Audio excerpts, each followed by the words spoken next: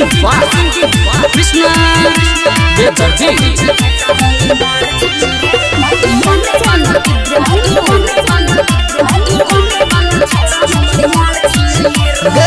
एकरा बाल पतू रहे छी घमंड में, हमर नाम चले पूरा प्रखंड में।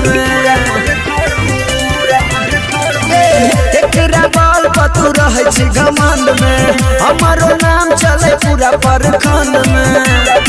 अतने हमरा पता न कोन यार छिए यार छिए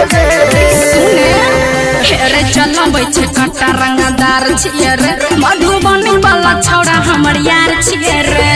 चलबै छै कट्टा रंगदार छिए रे, मधुबनी वाला छौड़ा हमर यार छिए रे। बुझलही ना डीजे दयानंद दिलदार सरस्वती स्थान कटरा टोल। Mobile number 8092293257। थानेदार के छौरी चाचा छिए विधायक गे, देख में लागै छी लफुआ हलोचा, एक नंबर नहलायक रे। अच्छा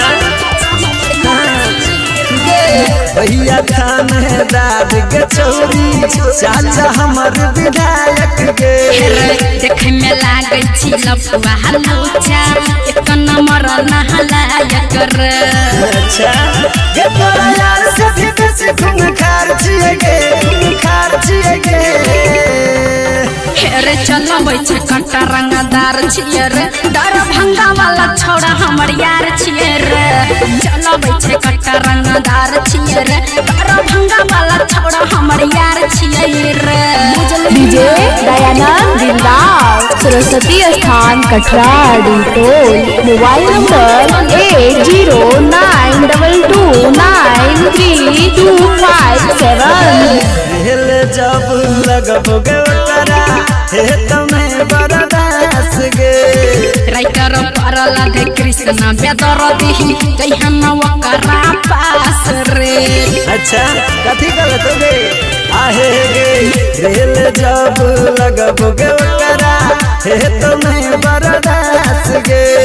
नीतीश सरजीत कृष्णा बेदरदी जइहन ओकरा पास रे।